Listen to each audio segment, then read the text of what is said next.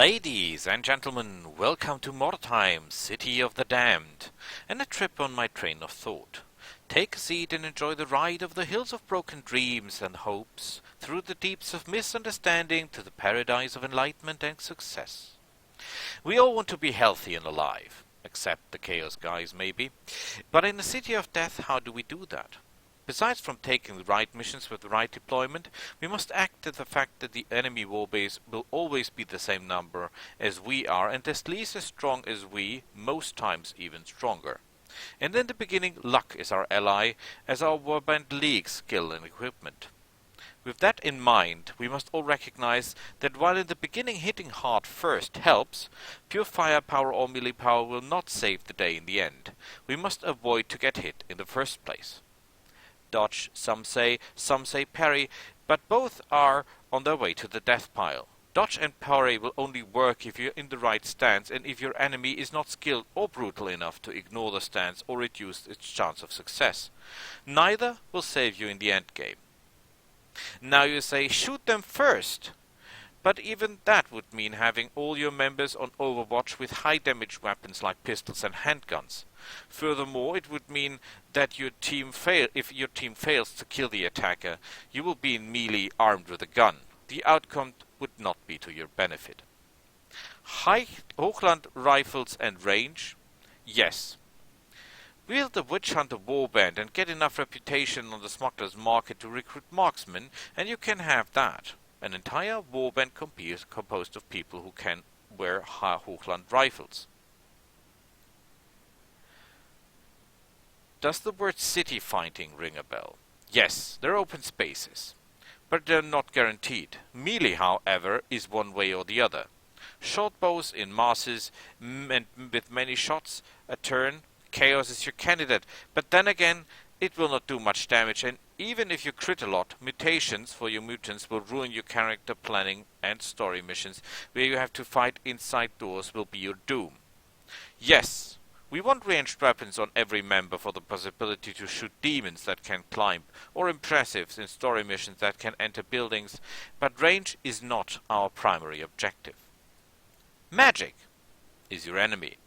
It's unstable, and able not only to kill the caster by chance, but also to knock off your entire warband of their feet. And all for that for the chance to do a little damage or some buff or debuff. No, dear gods, we don't need Chaos or Sigma interference here. May the enemy cast and seal his doom. We should stay away from unpredictable self-destructive madness such as magic is. So you say, Boris, enlighten us. In what lies salvation? 3 words I give you. Deployment, melee resistance, and heavy armor. You do not believe me? Let me convince you. The first thing that determines in every game if you win or lose is your deployment. The enemy will, besides story missions, always mirror your deployment in troop number and choices. If you don't bring any impressives, the enemy will not do so. And by having 2 heroes instead of 1 impressive on the field, you'd get 4 to 7% more loot in the end, as the final loot is calculated by the number of active warband members on the field, as well as taking 2 very nasty impressives out of the pool of possible enemies whose attacks cannot be blocked, the Chaos Span and the Rat Ogre. Your mission deployment can keep you from being separated and therefore able to gang up on the enemy. If you, for example, choose deploy around your wagon, and not take any missions that do not give you the choice to do that. Remember, if you win, all you can carry and more is yours, even if your pockets are only half filled with stuff. If you lose, only your survivors will carry their stuff home. So do not take missions where the deployment is not around your wagon or as one force. Melee resistance. The best way not to die is to not get hit, and the first thing that is checked if you get hit at all is your melee resistance. It can go over up to 70%, and that means even the best warrior will only hit you half of the time, and the average ones will rarely be that lucky. Agility helps, weapon skill helps, shields helps, and some skill helps. Focus on those and you will live longer. Not only will this resistance help you when you get caught without defensive stance, it will help against every melee attack that is made, no matter if it's the first or the 10 attacks this round.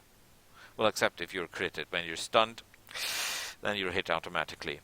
What about damage? When you carry a shield, you cannot hit as hard as with two-handed hammer. Well, you will not do damage when you're dead, and the real answer to your question is a skill called Swift Counter.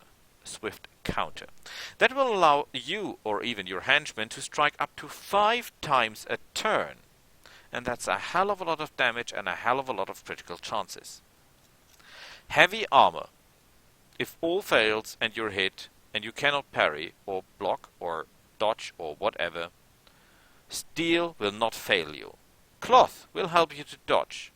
But if no dodge sight is active, it will leave you like a hawker leaves a broke man. Leather is not up for the job. It's a fight to the death, not some bar fight where we all say sorry in the end.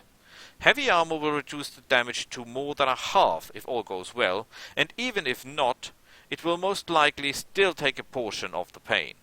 However, heavy armor is a thing only used by the skilled and experienced. In the beginning, it will slow you down and will not help you at all. So wait your time, train your skill, before you two become friends and allies. With all that said, let's look at the warbands and how they fit to our plan. Chaos. Perfect damage dealers with the blood offering skill. Amazing hero builds possible due to mutation. But that's the point. One wrong mutation and the subject is worthless to your plan. And since their henchmen do not have the weapon skill to master Swift Counter, and we would have to take a hired sword, a mage, to get all the warband into heavy armor, this warband is out of the window and gone by the wind. Skaven. Faster Skaven. Yes, they shine in melee resistance, and yes, they're fast enough to correct even the worst deployment. The lack of heavy armor heroes and their low henchman weapon skill kills this warband before it even takes a chance to breathe. Yes, with some armor enchantments you can get their weapon skill up to 15 even for the henchmen, but you must get that first, and that's not guaranteed to get, so I'm not taking them, I guess. But they're an option of this melee heavy armor thing. The Sisters of Sigma. Heavy armor in masses and the best two-handed weapons of all, the big flail, speaks for the ladies, as well as their morale in battle and the good stats of their members. However, their inability to use ranged weapons takes too much, and if we want all in heavy armor, we'll have to take Ulrich Priests and the Matriarch, and as we stay away from spellcasters that bring useless spell-related skills and increase the warband rating and therefore the enemy's strength for something that we will never use, we'll not take the ladies out in the field. The Witch Hunters. Best heroes ever. Wonderful character and hero abilities. Great weapon choices, but the henchmen, oh, the henchmen. You could cry for this weakness more than one day. You would work your way up to the smuggler's cave to recruit a novice from the sisters, but then again, ranged fighting will be left out and their weapon skill will fail you.